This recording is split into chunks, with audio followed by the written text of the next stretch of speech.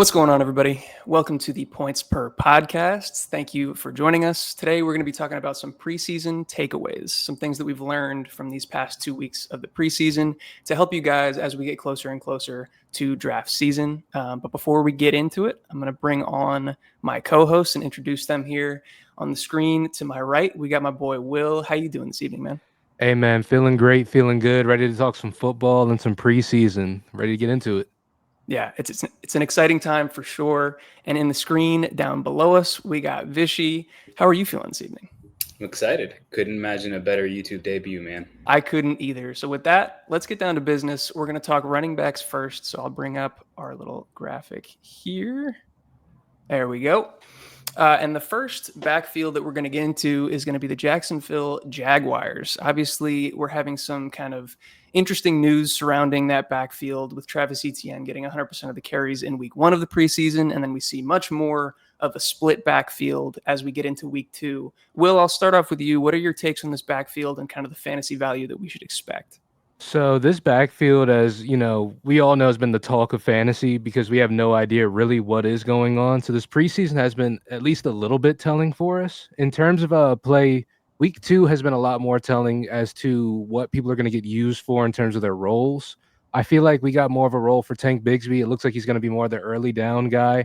But also, there is a chance for Travis Etienne to be the all-around guy for this team as well, and primarily a receiving guy out the backfield with Bayshall Tootin kind of helping to reinforce this backfield in this committee. I'm not sure exactly, the splits have been pretty even so far for the most part, so I'm not sure if there's going to be a divide of any sort, but right now it's looking pretty well split, but with roles amongst each of them. Yeah, that does seem to be the case. Vishy, do you have anything else to add onto this backfield? Yeah, I can talk about Tootin a little more. I think, this is an offense that folks want to take chances on going into the offseason. And early on, I think Tootin seemed like the best bet, at least by ADP. He's going in like the 140s or something at some point, way past the other two. Preseason has been telling. I think it's flipped a little bit. We can have faith in Tootin. Like Liam Cohen took Bucky to a great season last year, but it might not, come to fruition right away. We might have to be a little patient with him. Yeah, I think that's absolutely true. He's probably my favorite bet at cost, as you mentioned. I think of the three, the one that I'm fading the most is probably Travis Etienne. I feel like his skill set is probably the most redundant with some of the other backs in this backfield. As Will alluded to, Tank Bigsby does seem to be the early down guy, although he probably will get some receiving work as we saw in that week 2 preseason game. And as Vishy was saying, Tootin is definitely going to get more involved as the season goes along. And so considering the fact that Etienne is probably the most expensive by ADP right now, he's the one that I'm the most out on. But a running back in a Liam Cohen backfield is something that I'm trying to leave nearly every draft with. So definitely a team to focus on. But let's move on to the second one on the list here. We got the Tennessee Titans. Not too much in terms of depth chart that we have to work through, mostly just talking about the injury here to Tyjae Spears. Vishy, I'll start with you. What do you think the fantasy impact is here? I'm no fantasy doctor. I haven't looked at it too much, but I think if I'm right, he has a high ankle sprain. Honestly, that could mean he's cheaper as like a later season play, but I think this is a really tricky one. Like the Tennessee offense has such a wide range of outcomes, and I don't think Tony Pollard is a big appeal to many going like into this offseason. I think he didn't have much receiving upside. He might have had like less than a yard per route run last season, but now the volume is going to be there. So I want to hear what y'all have to say. I think it's a difficult one to judge. Yeah, Will, I'll pass it on to you here. What do you think? Yeah, if anything, this Tyjae Spears injury didn't make me more optimistic about Tony Pollard, and mostly just made me more, I guess, pessimistic about the backfield as a whole. It's more of just a situation I would try to avoid myself more so than trying to get in on it. But it is weird because Tyjae Spears, he's obviously struggled with his health, so who knows when he's going to be back at some point in the season. High ankle sprains usually range somewhere from 4 to 8 weeks. So there's a really high range of outcomes it could be for when he even ends up coming back. So in an offense like this, where we're not exactly sure, like Vish said, there's such a high range of outcomes for the Tennessee Titans.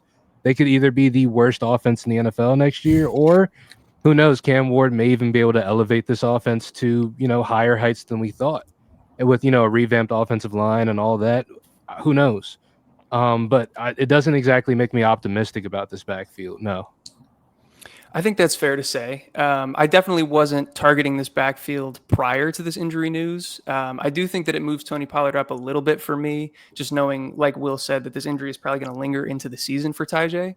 And so early season production, I think, is something that you can lean on there, especially in builds for teams where maybe you're taking a lot of rookie running backs. He could be a value, but he didn't push into the range where I'm like targeting him. He's more just kind of a decent value at ADP, in my opinion now.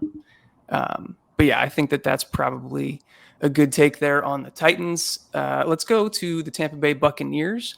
Again, one where we're not really worried about the depth chart as much. Bucky Irving is locked in as the one, but we see that Rachaad White went down with a groin injury in week 1 of the preseason, and that's potentially allowing Sean Tucker to have a bigger role in this offense. Will, do you think that that's going to have any sort of impact on Bucky Irving, or do you think that's more so just a secondary piece that we should be paying attention to for depth? I think it's more of a depth piece, maybe even a handcuff of sorts, because when it comes to Bucky Irving, I think over here it's going to end up being the Bucky Irving show. That's what last season, the end of it indicated. That's what this preseason has sort of indicated with just the ways they've been using them. They've been even throwing the guy passes downfield. So, it's tough to say that anybody else is really going to get a whole lot of shine in this backfield. But Sean Tucker would be a good play in terms of like depth, like you said. And then Rachaad White should still get some receiving work out the backfield. I don't think he's going to be someone who's going to be a complete zero, but it's just a matter of when he does get back up to health. Absolutely. Vishy, what's your take here? Yeah, I don't know too much to add. I think if White is going to be out for a while, which I think Rachaad White looks like he might be, at least miss a couple weeks of the season at the start, I kind of want them to use Sean Tucker. I want to see what happens if Tucker just balls out. Like, you can't just suppress that at the moment Rachaad White comes back, and I think it could be fun. It could be fun to see, what they do there then when everyone is healthy. When he's gotten the opportunity, Sean Tucker's been pretty good with it too, I will say. Oh yeah. 100%. So that's kind of why I posed the question initially, is like, does this change anything for Bucky? Which I don't think it does. I think that that's unlikely. And based on week 2 of the preseason, we saw Bucky Irving get 95% of the snaps. He dominated the workload. I'm not worried about what he's going to get from a fantasy perspective, but I do think, and I think a lot of the fantasy community probably agrees with us, that Sean Tucker is a much more interesting running back and a much more talented running back probably than Rachaad White at this point in their respective careers. And so there is a slightly higher chance, in my opinion, that he could kind of eat into what Bucky does than what we saw from Rachaad White, where I really wasn't worried about that at all. I will say that doesn't really scare me as much either, though. Like Sean Tucker is good. He's going to end up getting his burn, and Rachaad White's going to get theirs. But Bucky Irving even did what he did last year off of pretty limited, volume as well. So even if he's a little bit higher volume than he is last year, but still more of a highlighted piece, I still think there's still a lot of value there. I think that's very true. All right, but let's move on to the New York Jets backfield. This one is definitely one that we have to be paying attention to in terms of the usage from the preseason. It's been nearly an even split. I won't get into too many of the details because I know that we're going to bring it up as we discuss it. But Vishy, I'll toss this one to you. What are your thoughts on really all of the pieces here and what to do with them when you get into your fantasy drafts? Yeah, I can't tell if I have like a thermonuclear take or if it's just the norm here. I'm just going to say it. We're going to move forward and just see what happens. I'm not scared to draft Breece. I think like there is a lot of concern when you brought up, the split backfield. I think the usage has been like 50-50. If not, like it might sway more Braylon Allen even if, as far the longer we go.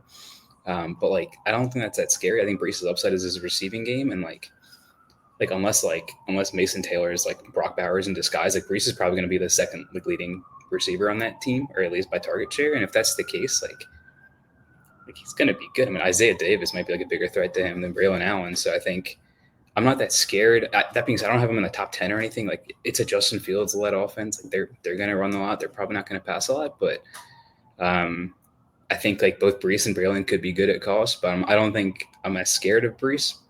I'm curious to see what y'all think. Yeah, Will, I'll toss to you. I have a lot to say, but I'll let you go first. See, I feel like you and me, Eric, we've never really seen eye to eye about Breece Hall. I feel like I've seen Breece Hall as a prospect, and I've thought he's been, a great prospect, but I've just never really seen it on the field yet. Now, there's been moments, of course, where he's been great. I'm not going to say there hasn't. But I'm saying in terms of consistency, in terms of, getting it done every week. And I feel like the coaching staff is also kind of seeing that as well. So I think that's something where we are going to see him really, in terms of him, Braylon Allen really eat into Breece Hall's volume just in general. But in terms of like what Vish said, I think they both would serve different roles. Like I could easily see Braylon Allen being the goal line. This is the guy who's going to get a lot of those grinding out early down stuff. Whereas Breece Hall is sort of the explosive chunk play, get stuff out of the backfield kind of guy, like Vish was talking about. So, in terms of, am I afraid of either one of them, or do I feel like the situation's bad? I feel like this is it presents itself as more of like a Detroit Lions light type situation, like Knuckles and Sonic, but just not, as souped up, obviously. On an offense that's going to be bottom 5 in scoring versus Yeah. literally off the charts like last year. Yeah. I don't Yeah. know. I think Breece has to go before Jahmyr Gibbs. That's like, come on now. Okay. All right. All right. Let's I'll move stop. on to the next team. Yeah. Well, no. Okay. So I do have a couple closing things to add here, just strictly from the usage, not even necessarily my opinions here. In week 1, we saw Breece and Allen, like I have in the chart here, they nearly split it evenly for the early down work. And then we saw Isaiah Davis come in for the long down and distance, get a lot of the passing down work. Isaiah Davis sat out in week 2 with an injury, and we saw Breece get some of the early down work. I think it was like 60-40 early down work, but then Braylon Allen was taking a lot of the third down and the passing down stuff, which was kind of surprising to me, given Breece Hall's prior usage and, expected role. I think there's a lot of uncertainty going on here, and I think it's just a situation to monitor as we go forward. I do kind of agree that as Breece's price falls, I'm more and more willing to kind of catch that knife. Whether that's a bad decision or not, I don't know. But again, I think this is one to monitor, not one that I have a super strong take on at this moment. Let's get into a backfield that I think is a lot more exciting and similar to Jacksonville, a team that I want to be leaving a team where I want to be leaving my drafts with one of these running backs, RJ Harvey and J.K. Dobbins in Denver. We saw an interesting split in week 1 and some interesting reporting out of some Denver beat reporters about J.K. Dobbins potentially not being able to find his helmet. I don't buy into that at all, but then we saw J.K. Dobbins rest in week 2, and we still saw RJ Harvey ball out. Will, what's your take on this overall situation, and how do you feel about these guys in drafts? J.K. Dobbins might have the record for weirdest off seasons and preseasons like out of any running back prospect, because that helmet story doesn't really make sense to me. To say that he's supposed to run with the ones, but at the last second he can't find his helmet. J.K. Dobbins you're referring to, yeah. Right. I don't understand how that could happen. But with that being said, in terms of RJ Harvey and like what we saw him do out there on the field, it left me extremely excited. I still think J.K. Dobbins is going to have a role in this offense. He's going to be the vet, obviously, in the backfield. But I think RJ Harvey, he might end up getting the keys pretty early. And especially with all the, glowing reviews we've gotten out of Sean Payton, like he's loved him, honestly. And Jaleel McLaughlin, I think I'm not very positive towards Jaleel McLaughlin at all. I wasn't really positive towards him last year when there was a whole lot of, drum beating towards him. So I'm staying away from that. But in terms of the two, I think RJ Harvey's obviously the one that I would like to leap with out of drafts. Completely agree. Vishy, what are your thoughts here? I don't have much to add, man. I think RJ Harvey is a young pass catching back in a Sean Payton offense. Like there's not much else to say. I'd love to be able to offer more input on J.K. Dobbins. I don't know. I think he probably has like some standalone value, and obviously that would go up if RJ were to get hurt. Knock on wood, but we'll see. I have to say, we can put young in quotes too. That's true. RJ Harvey is a little bit of an old prospect. I'll argue in favor of J.K. Dobbins a little bit here. I do think he offers quite a bit of standalone value. I think that we've seen in a lot of Sean Payton offenses that highlight the running back position, there be a 1-2 punch, whether it was Mark Ingram and Alvin Kamara, whether it was Pierre Thomas and Darren Sproles in the years before that. And so I think we could see both of these guys be used quite often, be a huge part of obviously the rushing volume, but especially the receiving game. We saw J.K. Dobbins in that first week, even though there was the weird helmet thing, but he was taking third down snaps and he was involved in the passing game. I like both of these guys a lot, and I'm going to be targeting RJ Harvey the hardest. But with the price on J.K. Dobbins being kind of in that 8th, 9th round range, I think that's a really enticing place to get him as well. Absolutely agree. And with that, we'll move on to Miami. Again, not too much to talk about in terms of the depth chart. I guess we could talk about Jalen Wright's poor performance, but mostly we're worried about Devon Etienne and his calf injury that we just got updated on today. Currently, the reports from the team are saying that he's going to be out for this week of practice. But calf injuries are a little bit concerning. Vishy, do you have any takes here in terms of what that means for his health going forward and how you're valuing kind of his status there at the end of the 1-2 turn? Yeah, I mean, I think I hope you don't have a draft this week. I was high on HN. I think the upside is clear and present. I think there's no arguing that. But I mean, I'll defer to y'all on kind of how you value him over the next week or two. Like, let's say, the end of the week comes and they say he's still not ready. He needs another. I'm curious to see how y'all would actually treat him then. I mean, does he drop from there into like the mid to late second, or are you saying this is going to be short term no matter what? And his upside, which I really do think is present, is still there. Yeah. So I'll speak to the upside that you refer to. I know that we've been doing a lot of best ball drafts this summer. I know that we're both particularly high on HN, probably higher than consensus. We have him kind of in that between like 7 and 10 range in the first round, where oftentimes he's going closer to like 12, 13. This is definitely concerning to me, but he's going around a lot of guys that have concerning injury histories like Christian McCaffrey and guys of that nature. But obviously he's the one that's currently injured. So Will, what's your take here?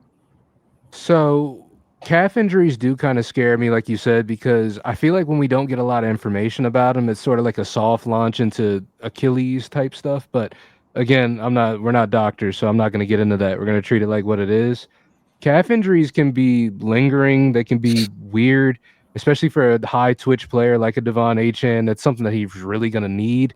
But when it comes to Jalen Wright and how poorly he's been performing, I'm kind of really looking at Ollie Gordon this year. Ollie Gordon has been playing fairly well throughout the preseason, I would feel like. In my opinion, I think others would agree as well. But I think he's going to be more of a guy in this offense as, things go along than, we would like to say. But in terms of Devon Etienne and what he provides to this offense, it's really just about him coming back and getting healthy, and if he's able to do that. If we get more information about it and they're like, yeah, he's going to be back, don't worry, it's just going to be a couple of weeks and it'll be good to go. It's just a light sprain. We're doing this just to be safe.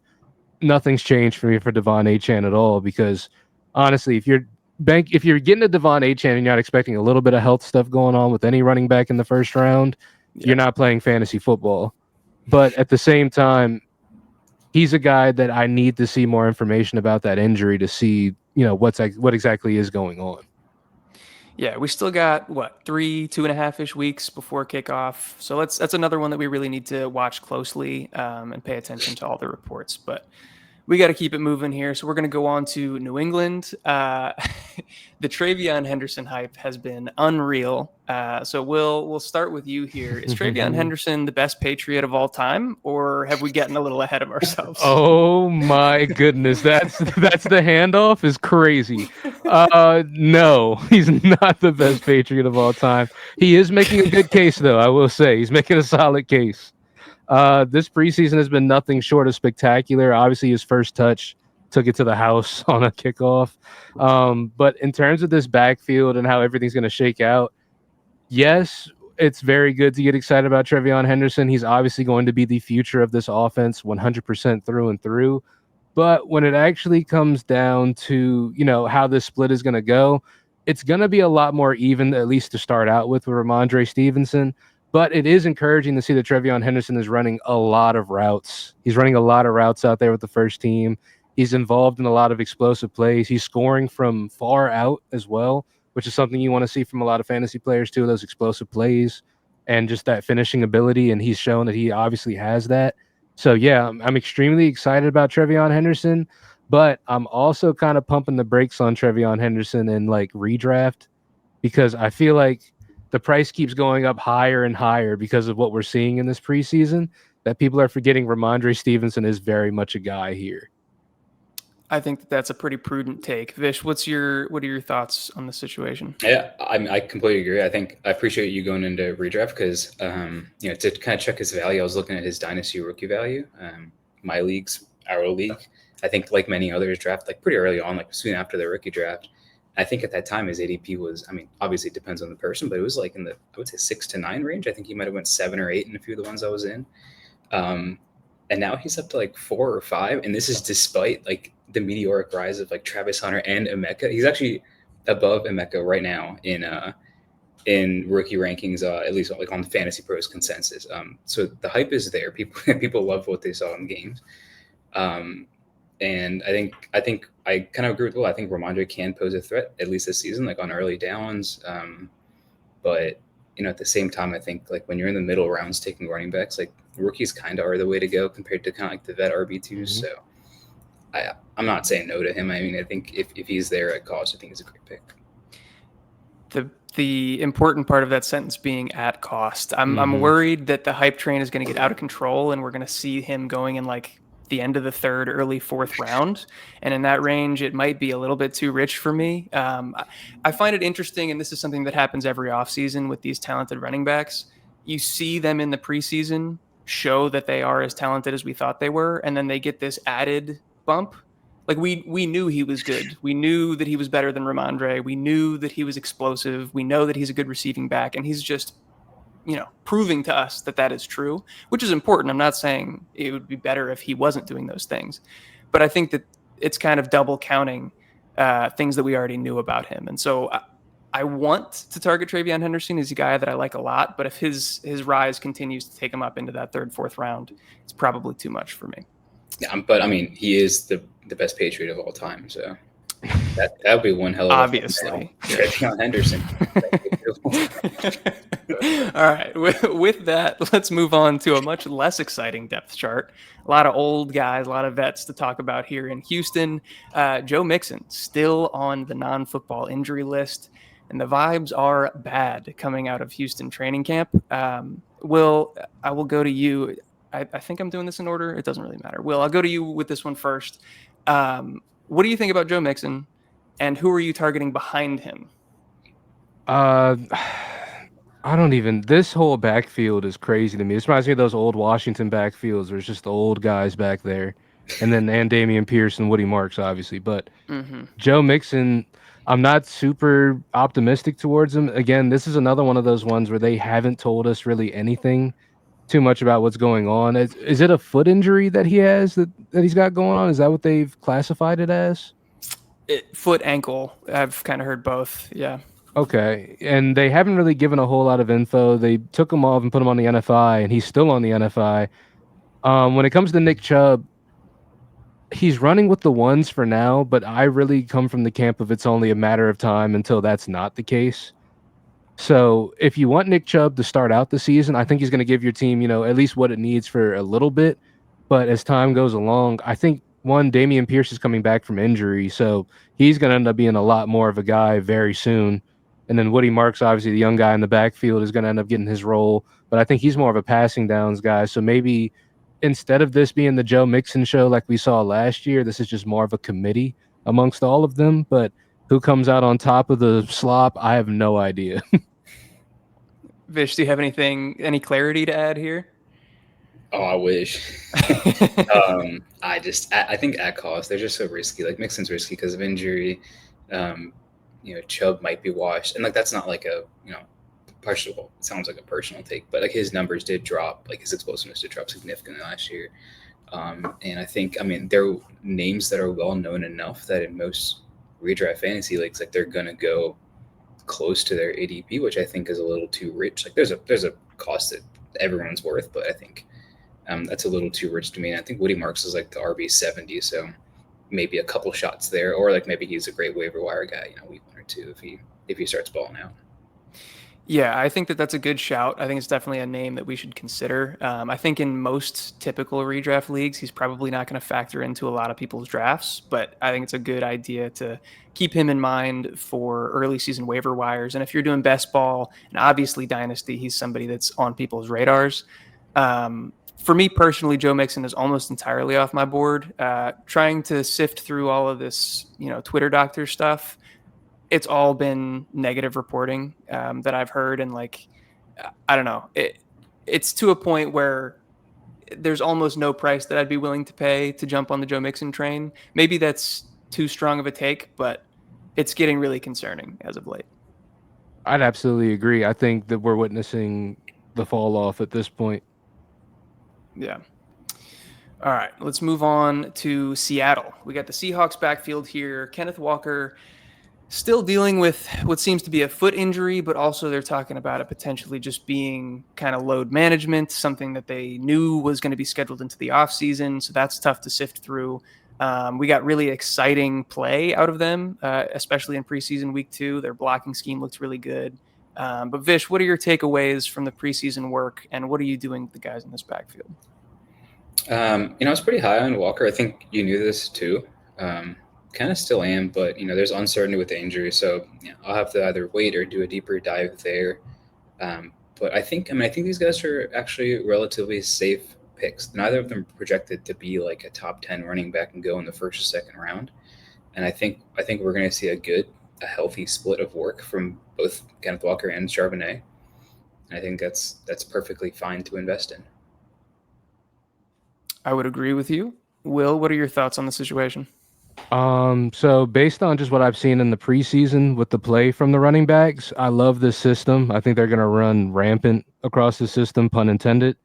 I also think that with Kenneth Walker, Vish brought up the injury concerns, and that's something I'm always concerned with Kenneth Walker as well. He hasn't had the best track record, but also I think that's kind of baked into his price at this point too, because I think from the mocks we've been doing lately, he's going like end of the 4th, early 5th, late 5th round, somewhere in that range. Like he's really going more towards the 5th round. So for that price, for what I feel like this offense is going to be, I would absolutely be in on getting that. And honestly, if I got a Kenneth Walker and like Vish said, I wanted to go and get a Zach Charbonnet as a handcuff, I personally feel like that would be a valuable handcuff to have, especially in this offense and what we've seen, because we've been seeing Zach Charbonnet get 100% of the starter snaps throughout preseason, and he's been great with it so far.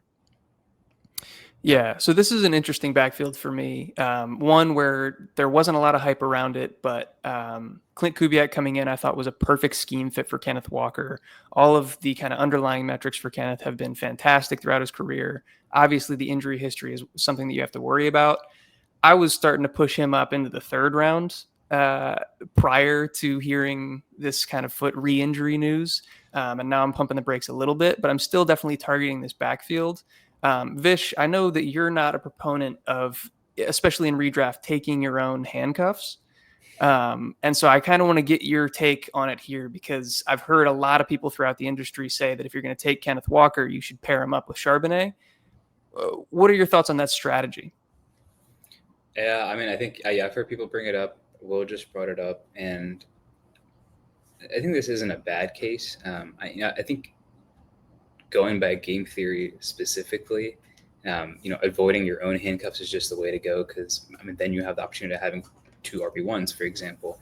But that being said, Charbonnet has standalone value, so I'm not going to sit here and tell everyone, no, you can't draft him if you have Walker. I think that doesn't make any sense.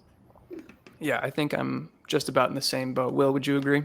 Yeah, I'd say it's similar, like you said, with those old Sean Payton offenses where like you could get Alvin Kamara and have Mark Ingram. Hell, there were weeks you could start both of them and you would still have a great week in fantasy. So I think that may pose this opportunity here. Yeah. I don't know that Charbonnet is going to have quite that much standalone value, but I do think that is an absolute possibility, especially if Kenneth Walker continues to have these issues linger. Yeah. But let's continue on here. We'll go to the New York Giants backfield. Cam Scatterbo continues to sit out with his hamstring injury, and we've seen reporting now that it's concerning whether he's going to actually be able to be on the field for week 1. I wasn't necessarily targeting either of these guys super heavily, but I did think that there was some interesting fantasy value to be had out of this backfield. Will, what are you doing now with this Scatterbo injury? This Scatterbo injury hurts, man, because I really like Cam Scatterbo, but I think that, this is very valuable time he's missing. And obviously, if he's going to miss all the way up until the season, I don't think these struggles are going to end when the season starts, even if he is ready for week 1. I think it's going to be something that lingers on for a little bit. But with that being said, this does pose a pretty good opportunity for Tyrone Tracy to take this backfield and take that momentum he had last season. So it's made me more optimistic towards Tyrone Tracy and him really having this role, because one of the questions this offseason has been, is it still Tyrone Tracy's offense? Are we moving more towards Cam Scatabo? And is it, but I think this injury and how long he's going to be out really did kind of answer that question for us, especially early on in the season. Yeah, I like that. Vish, what are your takes here?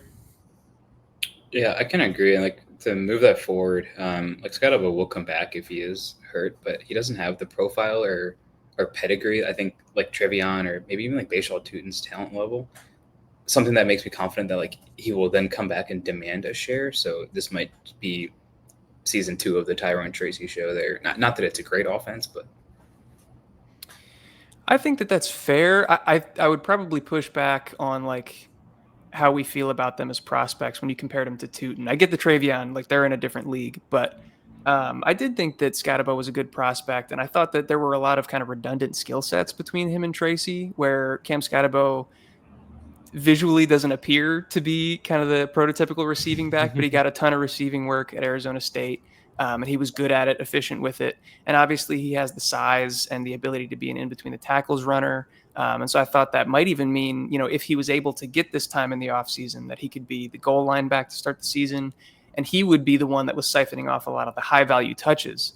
But now, like Will mentioned, him missing this time, it's valuable time with the team as a rookie. It kind of cloudies and muddies the whole backfield for me. I don't know that I'm really targeting either of them at this point anymore, but I think there is opportunity for one of them to become very fantasy relevant later on in the season. It's just going to be one of those unfortunate situations where, unfortunately, the answer was Devin Singletary all along. Don't say that. Don't tell me that. Will, take that, man. Come on. Let's get out of New York. Let's move on to Pittsburgh. Also, maybe not the most exciting, although I don't know. I'll save my opinions for the end here, but we have Caleb Johnson, the rookie, coming into town, not getting the most rave reviews so far in camp. And as I have listed on the graphic here, he's coming into the game behind Kenneth Gainwell in both of the first 2 preseason weeks. What's your take on that, and kind of where we should be looking to get our fantasy value from here? So, I mean, as far as I can see from this offense this year, it's the Jaylen Warren show. He's been resting. It seems like they're really just trying to get Kenneth Gainwell more acclimated with the offense because, he is new in town. So in terms of how the work's going to get split up, I think it is weird that Kenneth Gainwell is kind of the number 2 running back, because like we kind of spoke about with the last group, there's a lot of redundancies between skill sets between Jaylen Warren and a Kenneth Gainwell. I feel like you kind of get both of them to do the same thing. But I guess they're really hoping that Caleb Johnson comes on at some point during the season, because he's really the guy I feel like they want at that number 2, number 1 spot. But Jaylen Warren, he's the guy who's familiar with the system, and they haven't felt the need to put him out there and get him familiarized with the offense, because obviously he's already been there. He knows what he's doing. So in terms of immediate value, Jaylen Warren's the guy that you would really want to target in this offense. I'm probably leaving Kenneth Gainwell alone, and you're hoping that Caleb Johnson figures it out at some point. Yeah, definitely hoping. Vish, what are your takes here? I got nothing to add. I don't want to take up time. I completely agree with what Will said. Yeah, I'm a little hesitant to say that it's going to be the Jaylen Warren show, but all indications do point in that direction. I think Caleb has shown issues with his pass protection and with his ability to get up to the level that the team is expecting of him from a receiving standpoint. And so that's going to hold him back probably for a while. I'm not really worried about Kenneth Gainwell being the first on the field. I do think Caleb's probably the second on the depth chart, but Warren does seem to be the guy to target from this backfield. We got 2 more left here. Let's get through these. We got the Carolina Panthers. Chuba Hubbard was a great value last season. He really burst onto the scene in a way that a lot of people didn't expect. And now the team adds Rico Dowdle and they draft Trevor Etienne. And through 2 weeks so far, we've seen a pretty consistent split between Chuba and Rico. Vishy, what are we doing with this backfield in fantasy? Oh, dude. Yeah, that's a lot of pressure. Yeah, Chuba got a solid share of their offense last year, I think, and he looked good. And I'm starting a deep dive into it now, but I've heard a lot of analysts talk about how his early season schedule looks really good. And I mean, I think that's the case, I think, based on the few teams that I looked at. And so, I don't know what happens later on if, Trevor Etienne as the rookie kind of emerges or if Rico starts demanding more, but I don't really see a reason to believe that Chuba won't be at least great to start the season. So I think he's definitely a great first half of the season move. Uncertainty past that. I think that's a fair take. Will, what's your opinion on the matter? I think, in my personal opinion, I bet on Rico Dowdle too much, and I bet against Chuba Hubbard too much. I feel like Chuba's going to end up just having a fine season, and Rico, of course, he's going to end up taking some of the passing work away. But at the end of the day, I don't think he's going to make too much of a splash. I think this is going to be Chuba's backfield for the most part. I think that that's a fair assumption, and maybe I'm reading too much into it with the preseason deployment. I'm a little bit scared off with how much Rico's eating into not just the receiving work, which I expected because Chuba was woefully inefficient as a receiver last year. And so I knew to expect that some of that was going to go away, but the fact that a little bit of the rushing work is also going to Rico concerns me a little bit. But Dave Canales' backfields throughout his coaching career so far have been very, very valuable for fantasy. And so even if Chuba's not getting, the workhorse role in it, I do think that there's definitely value to be had there from a fantasy standpoint. Absolutely. And then let's get into the last one here from the running backs. We have the Cleveland Browns. I don't know how much we can really divulge about this one because a lot of it's up in the air, but Quinshon Judkins obviously still not signed with the team as of now, even though the charges were dropped. It's still possible that he gets suspended. There's a lot of moving parts here, so I don't expect you guys to have concrete, details to give us. But Will, how are we approaching this backfield generally? Who are you targeting, if anybody? If I'm targeting anyone, I'm probably going to target Dylan Sampson. He's with the team and he's signed with the team. Quinshon at this point has not been with the team in what feels like months. I think it has been months at this point. Yeah. He still hasn't signed, so I'm not even really considering him a part of the team, at least at this point this year. I don't even know if he's going to end up getting reps at this point this year, to be honest with you. But Jerome Ford, considering I consistently forget that he's on this team, I don't think he's going to be a guy come, week 6, week 7 for this team. I think that that's a fair way to look at it, definitely from an upside perspective. Vish, do you think that we're missing out on any upside by not including Judkins in the equation, or do you think it's fair to kind of put him on the back burner for now? I think it's difficult to put a concrete price. I think the best we can do at this point is talk about trends, and then anyone kind of watching this, and maybe ourselves after rewatching this, can factor that into our rankings. I think that Jerome Ford and Dylan Sampson for me were trending to actually be great late round pickups and values there. So they were trending up, and I think with Judkins not going to be charged, he's missing all of camp, the most important times as rookie, but now they're back to trending down a little bit for me because that uncertainty now is not in our favor. So it's tough to say. Yeah. I don't really have too much to add. I think if there is one guy that you have to be drafting, or not have to, but if you were forced to make a decision, I think Sampson is probably the guy that would be my favorite. But again, situation to monitor, and we'll see what happens as we move forward closer to week 1. So that's all we have for the running backs there, unless anybody has something to add that I'm missing. Do you guys have anything? I want to ask your opinion real quick. I know we don't have this on the chart, but Washington. The Commanders, Brian Robinson, there's rumors he's being shopped around. How do we feel about the Washington backfield at all, given successful offense? Tried to find a run game last year, couldn't quite find it, but also they might be shopping Brian Robinson at this point. What are your opinions there? Yeah, so it was a pretty heavy split last year with B-Rob and with Austin Eckler. Neither of them having super fantasy relevant roles. They were important. It's not like they were nothings, but they weren't fantasy difference makers. I think that this just cloudies things even more. I am buying the JCM hype to a certain extent. And it makes me move Brian Robinson down my boards a little bit. It doesn't really affect how I feel about Austin Eckler that much. I think his role is still going to be there because JCM is still more of a, first down, second down guy. Yeah, that's kind of my overall take on things. Vish, what do you think? I'm trying to pull up the Bill Nye the Science Guy theme song. That's how I feel about it. Bill. I love it. I'm in. I'm all in. Just full send. What do you think, Will? I think I'm pounding the drum for JCM. I think they might be willing to at least move on from the Brian Robinson era as much love as the town has for him. I think it's time for them to move on. I think that's all fair, and I'm willing to buy into JCM at reasonable prices. So yeah, I think that makes sense. But with that, let's move on to the wide receivers here. We obviously spent a lot of time on the running backs, and I think that was important because that was tough to work through. We'll try to go a little bit quicker through the pass catchers that we have. First on the list from the Chicago Bears is going to be Colston Loveland. 50% route participation and targeted on 40% of his routes so far throughout the first 2 weeks.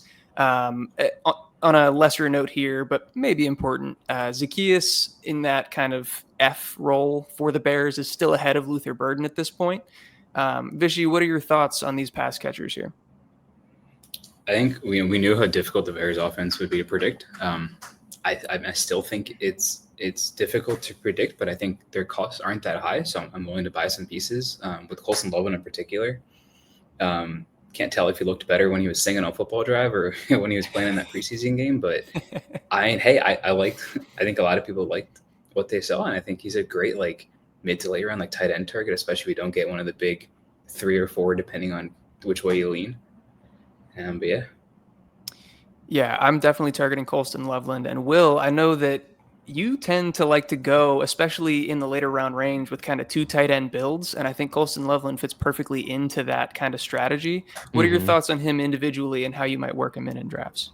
So, like you said, I think he's a good guy to get after, you would have a solid tight end already on your roster. It's something I like to do, and then take a shot on a guy who is in an offense that should be a high-powered offense. He should get good volume. He's a great prospect himself. He has the draft capital. It's just kind of makes for the perfect situation for somebody that you would draft in that situation, just to have another tight end that has more upside, and I feel like in this offense, like Vish was saying, we don't really know what's going to come out of it, but we're hoping that with Ben Johnson, it's a high-powered offense like the rest of Ben Johnson's other offenses have been. So I'm optimistic for Loveland, and being able to get him at that value late in drafts and possibly, get what we saw out of the preseason would be great, potentially. Yeah, I don't have too much to add other than I'm willing to take shots at the cheapest guys in an offense that I'm excited about. And Colston Loveland and Luther Burden are 2 of those guys. So I like that. Let's move on to Cleveland. Vishy, I know I threw to you on the first one, but Harold Fannon's your boy, so I'm going to come right back to you. Harold Fannin sitting with the starters in week 2 of the preseason. How excited are you right now? Yeah, I'm out. I'm playing. He's a later round pick. I think a lot of home drafts, a lot of home leagues, they might not even know him. But I mean, I guess it's worth talking about because this is where drafts can be won. And he rested. I think that's obviously a good omen, unless he's secretly missing an eye. R.I.P. Najee. So I think the usage has a wide range of outcomes, but again, I think this is a really late pick. If he's your only tight end, you thought you have messed up. But I think it's an exciting backup tight end for sure. I think that was perfectly stated. Will, do you have anything to add? No, I really don't have anything else. That was really good. Yeah, I think Fannin is probably more interesting, obviously in Dynasty and in Best Ball than he is in Redraft, but very intriguing to see that he sat out when guys like Cedric Tillman were still participating in the game. So stock up for Harold Fannin at this point. Let's move on to San Francisco, and we see Ricky Pearsall get heavily targeted early on in the game. We saw 88% route participation and 57% of the target share with Brock Purdy on the field. Obviously, Juwan Jennings still dealing with the calf, which I do think is real, but also probably playing it safe because he's waiting for a contract. Will, how are you playing the situation, and how do you view the fantasy value of these 2 players in particular? I am smashing the button on Ricky Pearsall. But for Juwan Jennings, it's weird because he's somebody who, like, at cost, I wouldn't mind having him on my team because it seems like he has a really good rapport with Brock Purdy for some reason. Like, anytime he is the featured guy, he goes out there and he hoops for the team. Yeah. But with that being said, with Ricky Pearsall out there and what he was getting in this preseason with his participation and the targets and the rapport, it seems like he's already built up with Brock Purdy. I have no problem smashing on Ricky Pearsall. But with Juwan Jennings and this whole contract thing and the calf issue, I'm pumping the brakes a little bit more, but at cost, I would not be mad at having a Juwan Jennings on my team at all. And Brandon Ayuk, with that situation, I'm probably just leaving him alone. I don't know what's going on with that right now. That is a fair point to bring up. Vish, like I've alluded to, we've been doing a lot of best ball drafts this offseason. I've probably been too low on Ricky Pearsall just in general prior to seeing this preseason performance. Do you feel like now after seeing this that you're flipping these two, Pearsall ahead of Jennings, or what's your take there?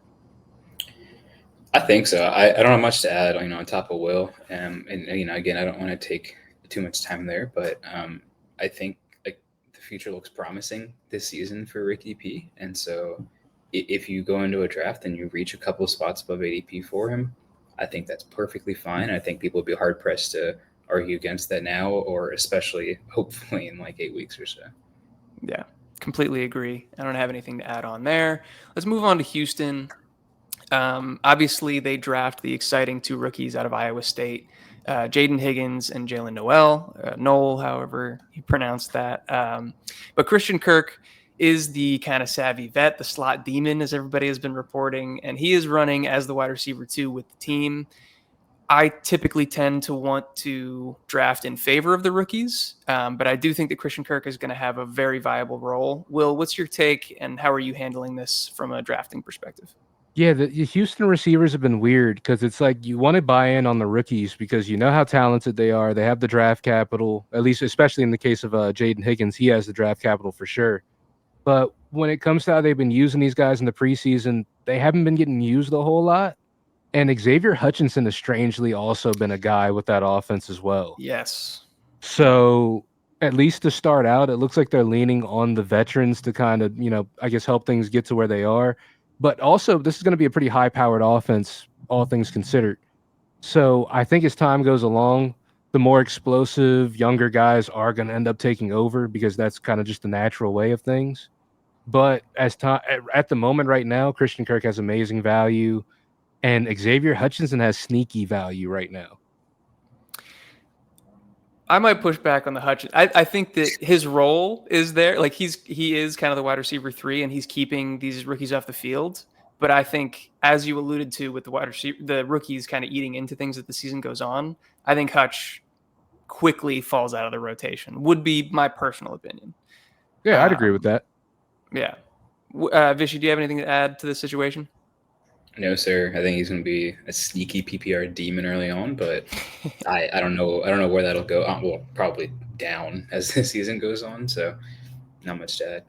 Yeah, no, I agree with that overall.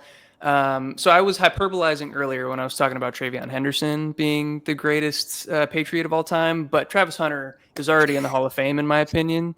Vishy, what are your thoughts on that? I'm gonna keep this one brief. He's playing the Chris Godwin role in a Liam Cohen offense, so I don't want to jinx anything, but come on, good Lord, we could be in for something fun. Let's go, Will. Are you on the hype train with us? He's the greatest Jaguar of all time, so I can't. Come on, I can't. There's nothing I can say. I think and he's going to be great. The three of us are going to collectively throw hands with Liam Cohen if Travis Hunter doesn't hit 80% target share. Is that what he said? Yeah. Promise. Yeah, I know a lot of that was hyperbole and joking, but genuinely, I think he's a fantastic target in drafts, and I'm sure these two guys agree with me. Currently, he's going in like the 6th round, and I think that that's just way too late at this point. So I think as a collective on this podcast, we're very in on Travis Hunter. Feel free to reach up a round or two and blame Eric if it doesn't go your way. Absolutely. Feel free. Put that on me, guys. Put it on me. Let's move on to Tennessee here. We're talking Calvin Ridley, and we're talking Calvin Ridley because he's been hyper-targeted, or was hyper-targeted in week 1 of the preseason in Cam Ward's first action with the team. 3 receptions, 3 targets, 43% of the target share, and he got the rest in week 2.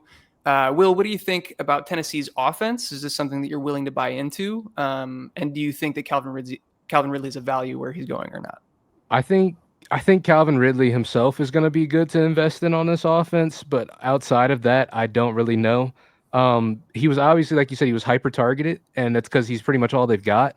Especially on that, was that Van Jefferson that dropped that really bad? Yes. Yeah, bro. When you see stuff like that out of your vets, it really kind of discourages you. But when you see Calvin Ridley out there, obviously he's going to go out there and get it done like he usually does. It's just a matter of if anybody else is going to burst onto the scene. I'm not too optimistic. Vish, do you think anybody else is going to burst on the scene? No, I think Ridley's going to be good. Like if they're a bad team, if that's their outcome in the range, he's in a garbage time volume, and if they're a good team, it's probably because he's performing. So I think he's a pretty good bet either way. I'm also just realizing is this like a target list that you made with the pass catchers? Because no, not necessarily, just kind of a news list, but I guess maybe some of them worked out that way. But yeah, I think there's a lot of positives here so far, and I think as we work through this list, maybe that might change a little. But I'm not scared to draft Ridley. I think he's a good buy. Yeah, completely agree. Note for super deep leagues and mostly for dynasty situations, Elick Iomanor, however you say his name, getting a ton of volume and some run with the ones as well. So just keep that in mind for those type of leagues. Tampa Bay hype train. We're in for another rookie that is just skyrocketing up draft boards. Emeka Egbuka, 100% of the plays 100% of the pass plays with the starters. And we've gotten more and more reports that seem to be negative trending for Chris Godwin. I'm not going to say that he is going to start the season on the pup, but we've seen a lot of people indicate that could be the case. Vish, what are your thoughts just kind of overall on this passing game, and what are you doing with the rookie here?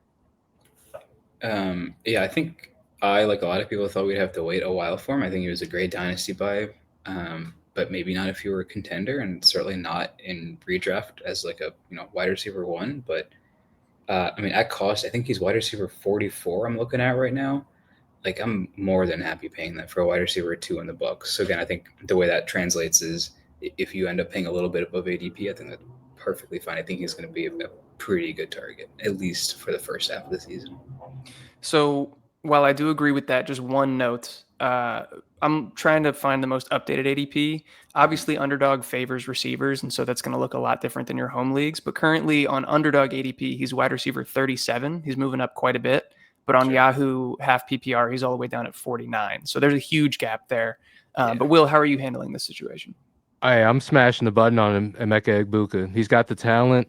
He's got the opportunity now because Chris Godwin, as optimistic as they want to be, he's not going to be ready. I don't feel like by week 1. That ankle, those pictures that we saw, it was not looking good. But I think that even when Chris Godwin comes back, Egbuka's still going to have a role in this offense. I think it's still going to be a pretty high-powered offense, all things considered.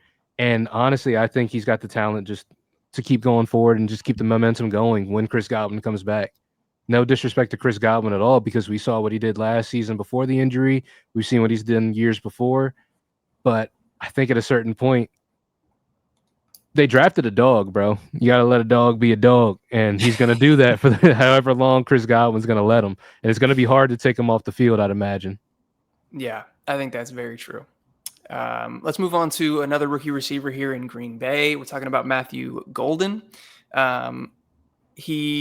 I don't believe that he played in week 2. I think they sat almost all of their starters in week 2. So we're looking at week 1 usage here. He got 100% of the route participation, 20% target share. And we found out after the game that Jaden Reed is in a walking boot. Will, I don't know if you were targeting Jaden Reed prior to this, but how does that affect your status with him? And does it also change your opinion on Golden? I don't know what to do with any of these guys, man. There's a lot of wide receiver 2s out here. So I guess it's really taking your pick out of who you want the most, but I feel like at cost, Matthew Golden might end up being the best one out of all of them to take, just because they are so similar to each other. But I do feel like he is going to be the guy who gets a lot of the features. He's the first guy they took in the first round, the first one they've taken in the first round since how long? How long has it been since they've taken a wide receiver in the first? I don't actually know, but a very long time. Yeah, so I feel like if there was anyone to bet on out of these wide receivers, I would bet on Matthew Golden. I like that take. Vish, are you on the same boat? Yes, sir. No comment. Short and sweet. I wasn't super in on Matthew Golden, the prospect, like just looking at his prospect profile, but I think the situation lends itself to exactly what Will said. I think he's probably the prudent bet and the guy you should be targeting in drafts of this group. Let's go to Kansas City. Another one here that's going to be hard to parse through. Obviously, we're not lawyers, but Rashee Rice, we got news that his disciplinary hearing was going to be pushed back to September 30th, potentially allowing him to play those first 4 weeks of the season. Vishy, how are you kind of getting through this news, and what does this do to his kind of range where you're drafting him in fantasy right now? Yeah, I think so. I don't like getting like wishy-washy with it. Like there's a big difference of where he should go if he is going to get suspended, if he's not going to get suspended. And so, or whatever the term is, for games that he'll miss. If he ends up getting no punishment, I think he should have a high cost. And if you pick him at ADP, that's a steal. Unfortunately, if he does get suspended, that's probably going to be the latter half of the season, which typically is the more important in the fantasy season. And so he really scares me. I'm probably dropping him a couple rounds, and that might not be justified, but I think you don't have it's difficult to kind of make up that kind of investment and room in a redraft team. And that's a headache that I might not want to have to deal with. I think that's fair. Will, how do you read the situation? Yeah, I think it's a weird one because at first I was optimistic towards it because you get to have him for the first 4 weeks of the season. That's a big bump for your team, at least to get things going, to try to make a push for playoffs and fantasy. But at the same time, the second string of news came out saying they wanted to suspend him for 11 plus games. And that is what really made me step back, because what if you go through, 4 weeks and then he gets suspended for 10 weeks? You don't have him for the rest of the fantasy season at all. So I think that with all this news and what we're hearing, it's going to end up pushing Rashee Rice down the board. But like Vishy said, if we end up going through all this and this suspension ends up not happening or gets delayed until next year, even he gets suspended next season, someone's going to end up getting Rashee Rice at a gigantic cost, or not at a gigantic cost, at a gigantic value. So Yeah. I feel, I don't know. I just feel like whoever's going to end up getting him is going to get him either at the greatest value we've seen in fantasy football, or you're getting ripped a new one. And I don't know where his value lies in that case. Yeah, the range of outcomes is incredibly vast. I don't want to take a ton of time. Obviously, this has been a long video so far, but a lot of information generally to parse through. I do want to ask you guys your thoughts on how this affects Xavier Worthy's value also. For me, there was kind of more upside, in my opinion, for Worthy with Rice out for the first 4 weeks, where he could kind of establish himself as the one in that offense, get a little bit more rapport. I do believe that Rice is probably the guy there regardless, but it was just a slightly higher ceiling case for Worthy prior to this news. And now that Rashee Rice can establish himself early on, it might change things. Vish, do you have any take on that? I don't. I think just consistency is key. Like if you're going to this, when you're drafting, I think you have to bet on one or the other and kind of don't do both. Yeah. For sure. I think that, I could see people making an argument for taking both and saying, hey, Rashee will be good early on, and then, hey, where this is going to carry me through the rest of the season. But I agree with you. I think it might not shape up that way with the momentum that Rashee builds. Like they might replace him and his target share with other fellows, like maybe Jalen Royals, not necessarily just all to Xavier Worthy. Yeah. Any additional thoughts, Will? Yeah, I agree 100%. I think that even last year when Rashee Rice got injured and was out, it still took a little while before Xavier Worthy was really able to get into that role, because I do feel like it is different from, the role he typically plays in this offense. So, yeah, I think it's just it would take time, and I feel like the time it would take, Rashee Rice would be back. So, I don't know. It'd be tough. I think that's potentially true, but we've spent plenty of time on that topic. So let's move on here to the Seattle Seahawks. Jackson Smith and Jigba and Cooper Kupp both posting 100% route participation regardless of formation, which I found interesting, considering they're both slot primary receivers. So even in 12 personnel, they were both still on the field. Vishy, does this do anything to their fantasy value for you, or are they still kind of right around the same place? I don't think that changed that much. I don't think it was too much of a surprise. This might be like a hot take. I think I'm pretty low on the pass catchers that are in Seattle. I think based on some of the code speak we've heard and how at least I expect that offense to play out, and some analysts that I've heard, I think the RBs there are going to be the best play. Maybe that's obvious. So I don't know. I think I'm leaning back a little bit on them, but I mean, it's certainly promising that their targets weren't getting hounded by some of the other players there. I think Bobo's still there, and whoever else is around. Yeah, Will, your thoughts here? Yeah, I think. Well, obviously, I think JSN is going to be the guy in this offense out of the two. But Cooper Kupp, I think he's going to be doing a lot of cardio out there from what it looks like. I think that's fair to say. Yeah. I think there's a question of whether or not he's just totally washed or what the case is going to be. I do think it's worth noting. I believe it was Jacob Gibbs on Twitter, and apologies if that's the wrong shout out, but he was noting that wide receivers in 12 personnel, when there's only 2 receivers on the field, get a pretty significant efficiency boost because they're not competing with a third receiver. And so I think that's at least worth noting from a fantasy perspective, just on their outlook. But this specific news from the preseason isn't doing a lot for me either. Yeah.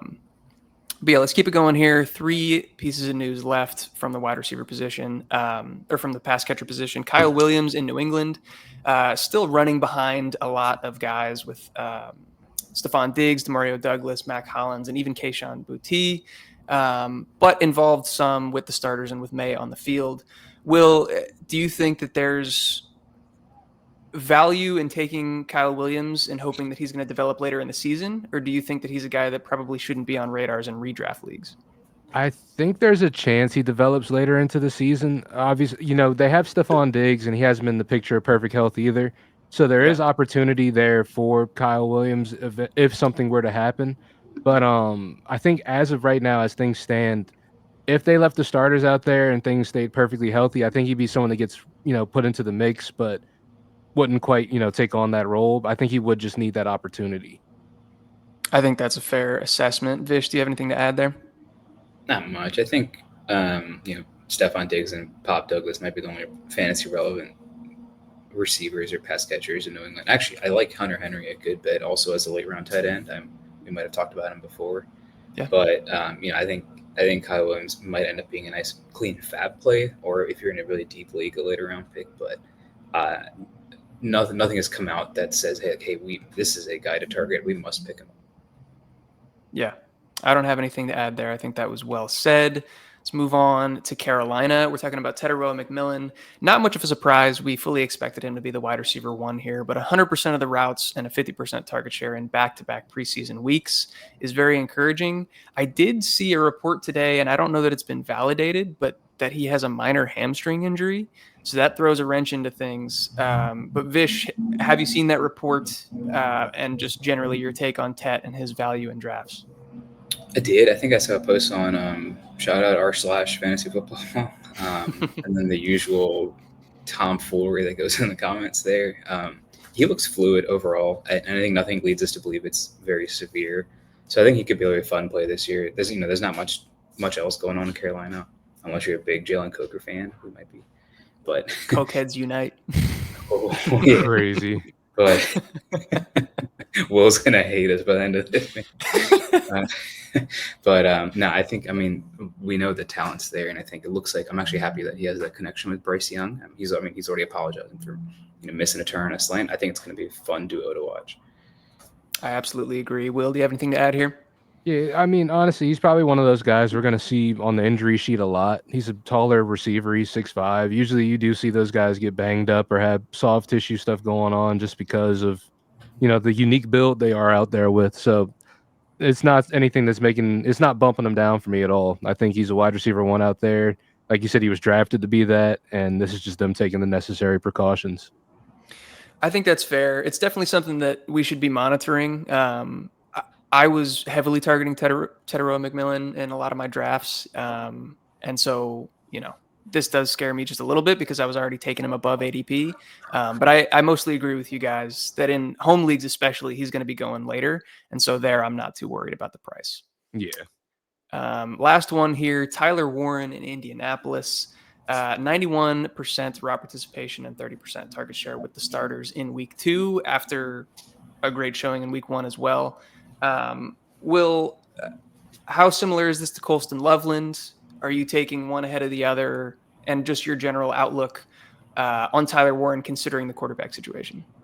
So with Tyler Warren, I love what I saw, but it's going to depend on quarterback play a lot more for him than it is for Colston Loveland because he has a lot more competent, at the very least, quarterback play and, has a great play caller and his head coach as well.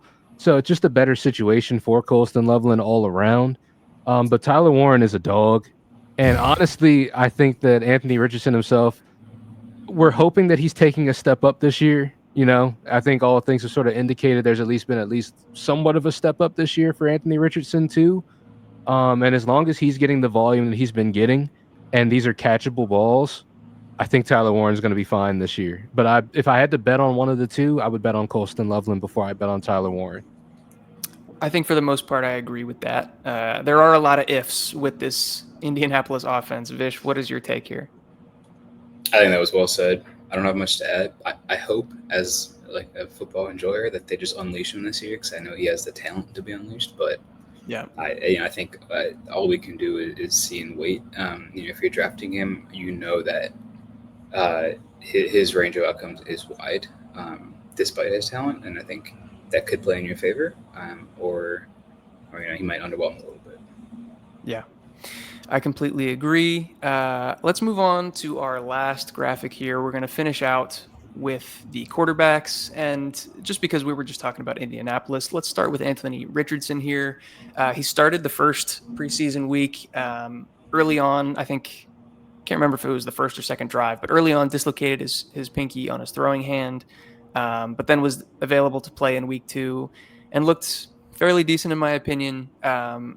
Vishy, do you have any sort of leaning as to who's going to win the starting job here and how that competition affects the weapons in this offense? I think the Elite Dragon is back to lead them to the promised. Actually, sorry, those might be my notes for Flacco. Screw it. I said what I said. I think he's going to win the job. Actually, honestly, put all of the talent of both of them aside. If we look at on a macro scale at this team and what a QB decision here would mean for the head coach and kind of the staff there, they drafted Richardson. If you're starting Danny Dimes, you've already given up on this guy, and I think that's just dumb to do. I can't see that happening. So, I think those are two separate arguments. I think it's very dumb. Couldn't agree with you more. But we saw him do it last year when it was still dumb, and so I'm a little nervous about that. But Will, what's your take on the situation? I'm sorry. So what exactly was dumb that they did with what was dumb? I don't know if I lost that train. The way that they handled Anthony Richardson generally, not giving him a longer leash considering the investment they made in him. Oh, yeah, absolutely. I think that with Anthony Richardson, you know what you paid for at the end of the day. You drafted a guy 4th overall who had very limited football play, who is built, like a guy who should be able to play a lot of great football. And Anthony Richardson makes plays anywhere between, I don't know what he was looking at, to, oh my God, this guy's an amazing football player. Mm-hmm. So I think that, like you said, when you got a guy like that, it reminds me a lot of early, Josh Allen, where he was making a lot of those mistakes early on, but they gave him obviously a much longer leash than I feel like Anthony Richardson has gotten. And you see what the Buffalo Bills have gotten out of, that development.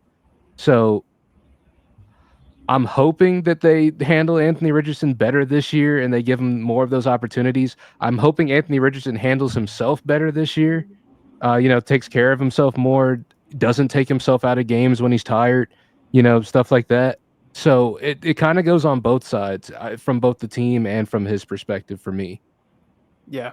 Yeah, I don't have a ton to add in terms of the competition itself, but something I do think should be brought up is the difference for the pass catchers depending on which quarterback wins the job. They're both inaccurate and inconsistent, and so it's going to be not a fun roller coaster ride with those guys regardless. But I think that the lower ADOT targets, Josh Downs unfortunately is hurt right now, but guys like Josh Downs, Michael Pittman, Tyler Warren could kind of have potentially a better outcome if Daniel Jones is in there because he's that lower ADOT guy, and those are just byproduct of being lower ADOT, easier targets to hit, while Anthony Richardson tends to throw further down the field. So there's maybe a little bit more hope for the pass catchers if Daniel Jones is the starter, but I'm not hoping for that because I want to see Anthony Richardson and that experiment continue. But let's move on to Jackson Dart and the New York Giants. He's been coming in after Russell Wilson in both of the weeks so far, but he's looked pretty good in my opinion. Will, I don't know if you've gotten a chance to watch these games and see the film that he's put out there, but what are your thoughts on how he's performed and how you think that's going to impact if he sees the field this season and when? I'm going to be honest. I tried to hate watch some of this stuff a little bit. With Tyler Show, it was very successful. But when it comes to Jackson Dart, it was quite the opposite. He actually looked really good out there. But with that being said, I've never doubted Brian Daboll as a coach either. I feel like he's also really good at drawing up good situations for quarterbacks and offenses as well. So with that being said, do I think Jackson Dart is going to get an opportunity this year or very soon? I don't personally think so. I think something would have to happen to Russell Wilson for that to happen because Russell Wilson's been playing well so far for the team. And, he's been getting the reps with the ones. Him and Malik Neighbors, I'm sure they've been putting in a lot of work together as well. So personally, I don't think there's much for Jackson Dart this year, but it does make me a lot more optimistic for years going into the future, like especially next year, year after, because these contracts for him and Jameis are going to start running out pretty soon. I think Jameis only on a 1 year.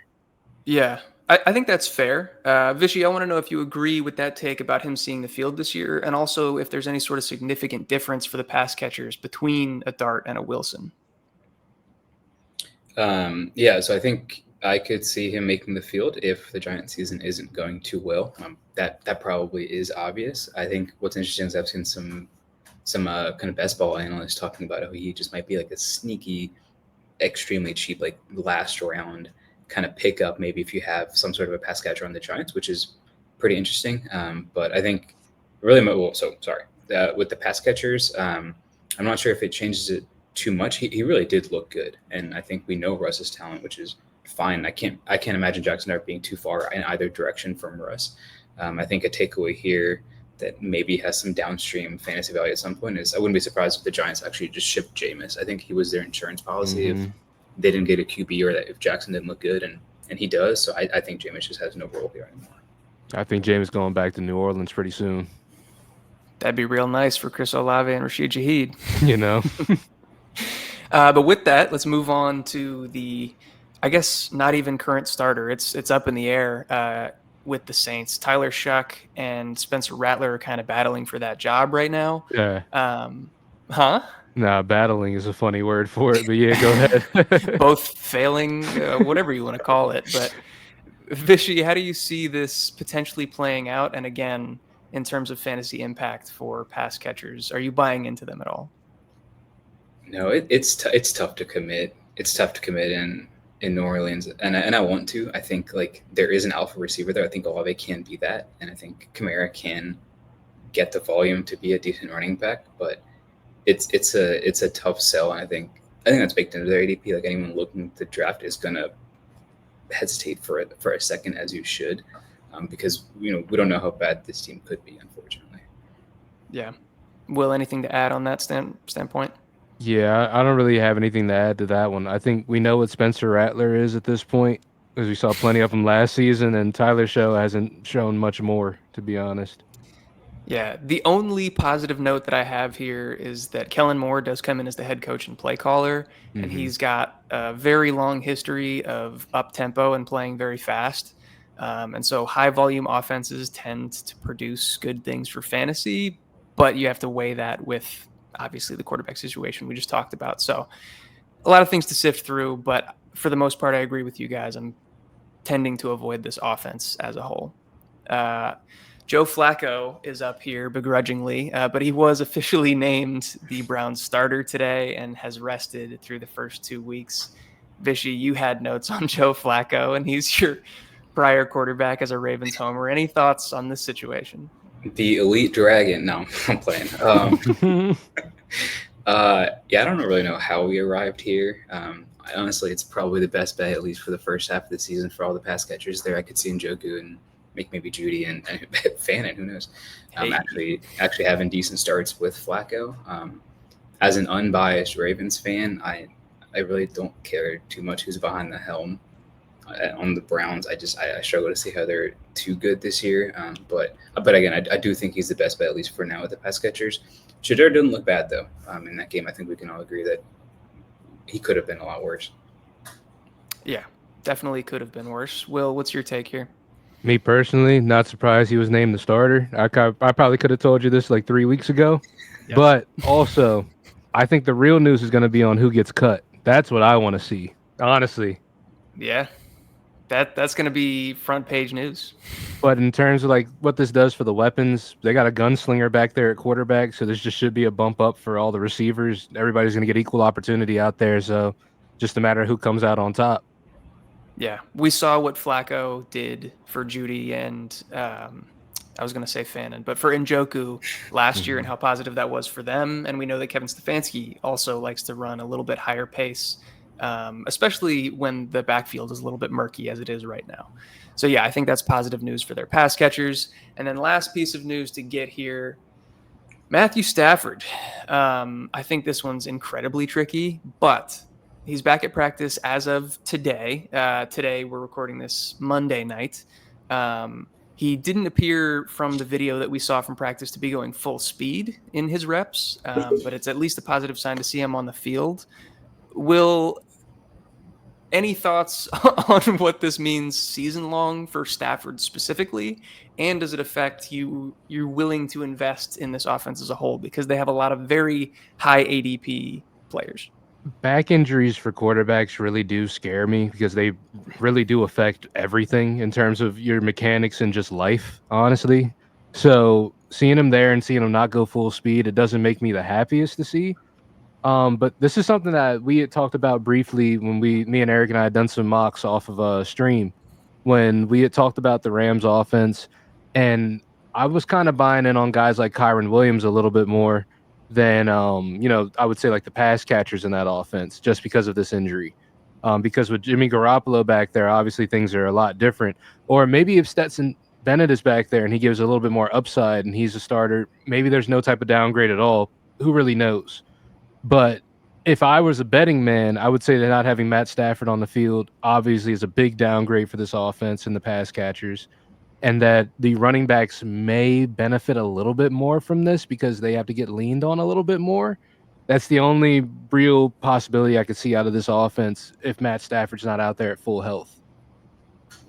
I could see that potentially. Vish, what's your take on that opinion and just in general? I want to play devil's advocate here a little bit. I think this whole kind of podcast has been that way. I've been saying smash, and Will's like, calf injuries. Hear me out, guys. But I mean, there's merit to that. Well, I think that like speaks to really to what fantasy football is. Like, I mean, none of us, we don't know the future, and I think what we're presenting, everyone watching with is like that kind of the range where I think it's fair to draft these people. I'm not too concerned about Stafford and picking him as your QB in your redraft teams. I think he's just a gunslinger, and there's so many of them that I'm not concerned about his cost that much. I don't think you should be reaching for him anyway to begin with. And then I personally think that like Puka, for example, his talent, and even like Devontae at this point in his career is still there. I think that, yes, like there's a slight downgrade, but I don't think it's that significant. I'm not scared to draft Puka and Devontae still. I don't think Jimmy G, I'm assuming he'll be the backup. I guess we don't know for sure. I don't think they're so bad that, Puka goes from, your starting wide receiver 1 to like a 3 or a 4. It could be the case. We don't know, but I'm not as worried. I think the talent's there. Yeah, I'm not moving either of those two top pass catchers down too much. I'm just worried that I'm going to get burned because of how talented they are as individuals.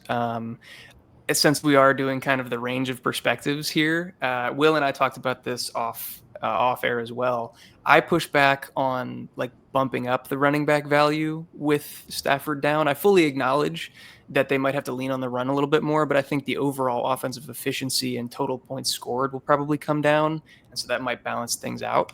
But yeah, that's kind of my take on the situation. Any closing notes here before we wrap things up, guys?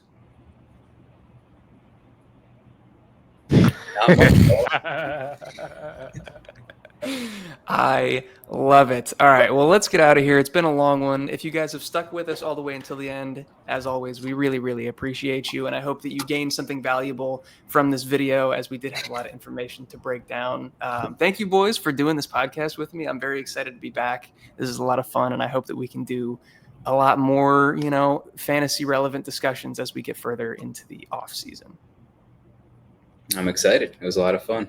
Hey, man, always. We're going to be back, and we got plenty more to talk about. It's going to be a good season. I'm actually really excited about this season, to be honest with you. So looking forward to it. Absolutely. If you guys enjoyed, please do leave a like on the video, hit that subscribe button, and hit the notification bell to stay up to date with all of our latest releases. But with that, I think that's going to close it out. So we appreciate you, and we'll catch you in the next one. Peace. Peace.